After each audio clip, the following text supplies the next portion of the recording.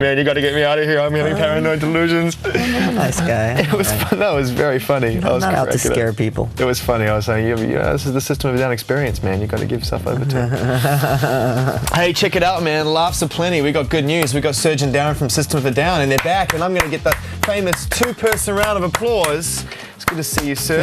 Thanks for coming in. Thanks for being here. How you doing? You good? Good. Yeah? Welcome back to the UK. You got 2 albums ready to come out in 2005, the first being Mesmerise, and we got a lot of questions from our planet MTV2Europe.com from a lot of fans who are happy to see you guys back. And I suppose the first line of questioning centers around the fact that you've got these 2 records coming out. No one's complaining about the wealth of material, but I think people are genuinely intrigued as to how this came about, whether it was a deliberate plan of yours or whether you just ended up with too many songs at the end of the day.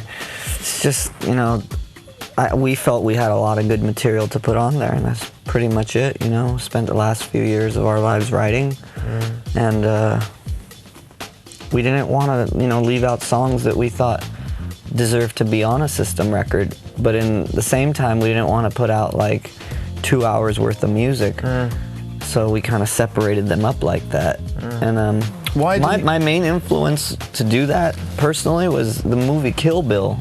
I thought was kind of cool how it kind of came out, you know, as a continuation the second time. And so quickly as well. I'm glad you made a reference to something that was a success on that level, because the only musical examples I can think of in the last couple of years, or the last 5 years, are Nas. He put out 2 albums in the same year.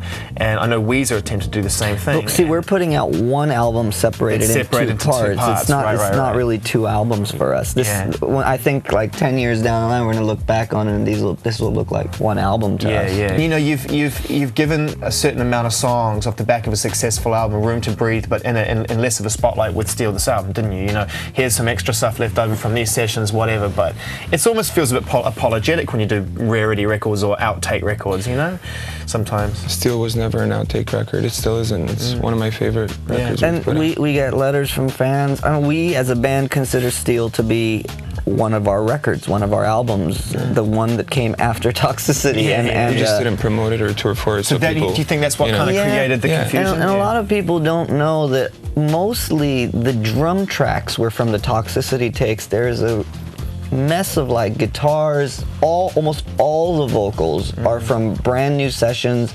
Me and Serge took 2 months in the studio to do Steal. And I mean, some people take less than that to do a single. You know what I mean? So we put a lot of work into that record, and all the work wasn't done in the Toxicity sessions. It was done after we got off tour and everything, you know. So, you know, you put 2 months into Steal, and I'm glad you cleared that up, and because I like that record as well, you know, and you know, confidence must have been quite high after that, because I mean, like you say, you spent the last couple of years writing for these 2 records. Yet before that, you're in a position where, you know, you've spent 2 months making this other record, and that's quick for you, isn't it? That's quick for you and Serge to go in there and bash these out like that. We're both very dedicated to what we do, and I think if you live like that, I think the music will just speak out of you, and that's why we end up with so much material. Yeah. Serious, because I mean, between both of us, I know that's pretty much how we occupy our time. Is just writing, man, and just creating. Yeah, you know, just playing, and out of that playing, a lot of stuff comes out of it. You know, it's not a big concept behind it or anything. It's just kind of... That's how you're perceived, I think, a lot by your fans, isn't it? You know, they consider what you guys do to be something that carries a lot more weight, maybe conceptually or creatively, than just sitting down and jamming songs out. You know, you have that aura about you. Are you aware of that? Well, it's not like we just sit as a band and jam songs out. It's more of like, it's just being dedicated to what we do. Individually, everyone comes in powerful into the situation, and what everybody adds individually to the band makes the band powerful. How collaborative is it when it comes to making the records? Because the rumor I was always aware of around the Toxicity, release of Toxicity and stuff, was that, Darren, you'd spent a lot of time working on those songs, and that was primarily your record creatively. I bring in a big bulk of a lot of the stuff to the band, but once I bring that stuff in, Serge's color and all the things that he does to the songs, then Serge brings in songs and I give my input to those songs.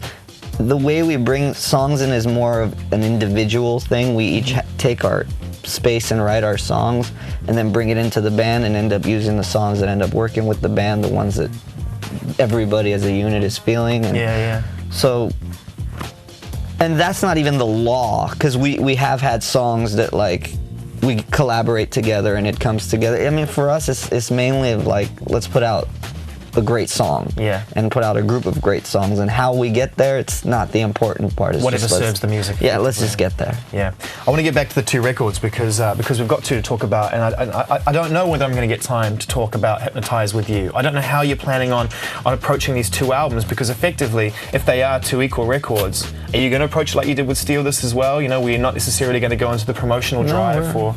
No, we're planning to, you know, do press and whatever. But see, it's the second part of the first record, really, for us. Yeah. So it'll be just kind of like a continuation and just Why a little. is it so difficult to understand? It's so simple, isn't it? Really? Yeah, We'll already be on tour once Hypnotize comes out. So. Yeah. So it's just a case of integrating probably more of those songs into the live set as time goes on. Once and stuff. Hypnotize is out, a lot of new stuff to jam on. Yeah. Once Hypnotize is out, everyone's gonna view these records as one.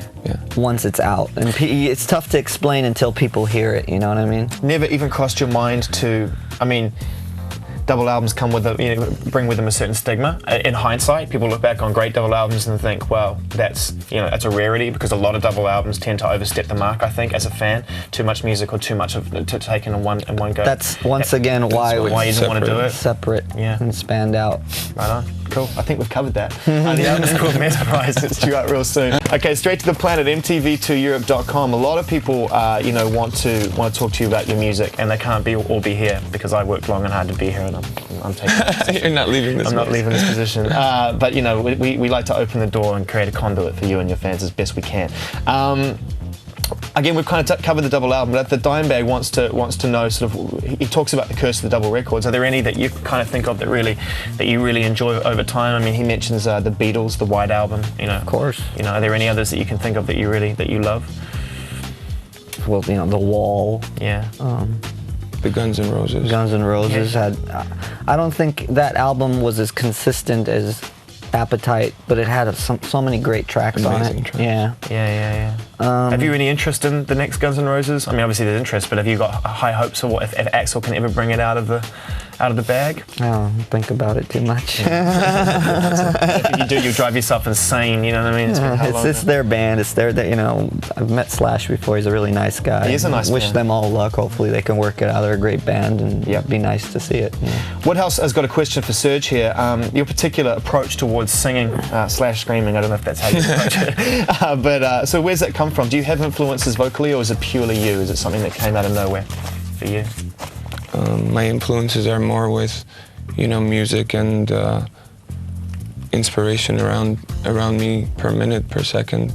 Less vocalists, but yeah, there are vocalists that I really like. A lot of amazing different vocalists. Who are some of your peers nowadays? Who do you consider to have beautiful larynx in this day and age? Well, that's good, because you're in the same band. That's a I honestly feel the same way, though. No, seriously, his singings come up so amazingly. He used to always sing, but it's not something that we've he hasn't sang a lot on the records, and now he's singing lead and doing it. It's great. When you write a song, you have a vision for that song, and when you make it happen in a way that's closest to your vision, it's the best. I've yet to hear, obviously, both records, and they're under severe lock and key until they come out, and this is the 21st century, and we all understand that. And it makes my job a little more difficult in terms of having a one-on-one or one-on-two. So for you personally, what are your feelings in terms of the real major differences? Maybe even, you can go more specific musically, instrumentally, or what instruments you used, or even just when you listen to say, Mesmerize at the moment, talk a little more about that progression, how you feel it's really moved on. I mean, there's a vocal progression, once again, between me and him. I think the music is a little bit more technical in some ways, without even trying to be, but I think it's not as just riffy, but it's got more dimensions to it, I guess you can say. Yeah. What about subject matter-wise, lyrically and stuff? I know that the tracks I've heard. Once again, you guys have opened your eyes and your ears to what's happening outside of your own front door, and you're very good at that. You're very good at expressing what frustrates you and annoys you. Does that permeate throughout the record generally? When I listen back to the record, the thing that I feel the most is it's pretty silly, because even with the strongest points and subject matter that you can discuss, even with the most like potent stuff. I think there's like humor in the way that it's presented, and that makes it like so. It's an extension positive. of our personalities, though. You know what I mean? Like, we all have like things that we're concerned about, and we're not like, we're thinking people, but there's a sense of humor about us too, you know. Like, me and Serge don't sit there in the dark and talk about George Bush. You know what I mean? Like, The blinds drawn, like, you know, but, make sure there's at least one light on in the room at all times. I think it's an extension, you know, of our characters. We're kind of, we both have somewhat of a sense of humor, you know, and people pick up on that, you know. There's a question, actually, I'll try and find it specifically because I do want to name check everyone and ask the question, but I think it was, who were you referring to in the lyric, "My cock is much bigger than yours"? And Cigarette, was there anyone specific you were referring to? I was not necessarily referring to one person. I didn't think you probably were, but I think people do understand that. And the BYOB reference and all that kind of stuff, I mean, it's, you know, it's a fine line, isn't it? It's never referring to one thing, though. None of our songs are ever like, you ask about any song and I can give you like 6 things it's about. But all those 6 things come together in one way. Yeah. Let's talk a little bit about toxicity. Let's take some time out from talking about the new record for a second and talk about an era which definitely changed your lives, well, it changed your band. I don't know if it changed your lives specifically, I wouldn't know you that well, but it definitely changed you as a band. And it kicked you up several notches in terms of the amount of people you could play to, how many records you sold, I guess what that can afford you. Surprised us. Yeah, I was going to say, I mean, at what point during that whole record, whether it was during the making of it or after it came out, did you realize that things weren't going to be the same? Things are the same, though. Like, I don't know, we don't view each other any differently. As people, I don't think we're very different. Aren't there more pressures on you, though, in terms of what you have to undertake as a group? The more records that you sell, therefore, the bigger the shows you play, therefore, perhaps the more people you have to hire in order to make sure that the shows get better. Just a certain knock-on effect, do you feel that at all? I wouldn't call it a pressure. Certain things get, you know, a bit more complex and as things grow, but to me, it's like, as long as we continue writing, which is what Darren and I really love to do, and jamming and improving what we do artistically, that's success to us. You keep a small crew around you? Do you try and keep it as minimal and as easy? A couple hundred people. You know? I mean, we like to take, you know, some we take people, our whole like family. his brother's on tour with us, you know what I mean? And a couple of my best friends are on tour with us. So, like, you know, the people around us are usually people from home that are kind of close, and, you know, we got our road crew. That's the best, isn't it? To be in a position whereby you have, you know, afforded yourselves enough success to be able to turn around to your friend and say, this isn't charity, I want you to be on the road with me, I want to have my friends around me. It's, you know what I mean? Just nice to be like away and have someone familiar next to you, opposed to some stranger that's doing it because he's getting paid or she's getting paid. You know? Yeah, absolutely. See, there's definitely a mafia undercurrent to this band. I don't want to talk about it, but it's certainly there. The video for Chop Suey, right? That was for a lot of people, I think. Obviously not core fans, but a lot of people the first time they got to see you on a massive scale because it got played a lot more than previous videos. What are your memories about that? I mean, I know you had your fan club down there, a lot of people who are passionate. But do you have any kind of, when you think back, any sort of, you know, particularly fond memories about that day or two that you shot that video? Eating the noodles was my funnest part. How many did you have to go through for them to get just that right shot? Oh man, it was crazy. There was people running around with noodles. Right. It was pretty dangerous. It was a good day. You could get hurt. It was a good day in the noodle industry then, definitely. Yeah. A lot of noodles sold across the counter. Yeah, and you mean you had some really great shots, obviously getting up close and personal with your fans as well. That must any sort of inappropriate grapples of the ass or anything like that? Nothing I'm not used to. Oh, you pimp! It sort of seemed like it sort of felt like on that tour that the shows just got stronger and stronger, and again the crowds got bigger and bigger, and you were playing to more and more people. How did you feel at the end of that tour? The Tired. Tour? Right. Can you remember what the last show was like? And where it was? And it was emotional. I remember it was in Dallas. Ozfest? Yeah, it was an Ozfest. It was in Dallas, and like Chavo got all like teary-eyed because he's like, "We're never gonna get on stage again." And we're like, "We're just gonna take." That's just the weed in Texas. It just gets you emotional. We're just gonna take a couple of years off, and you know, we knew we were gonna take a couple of years off.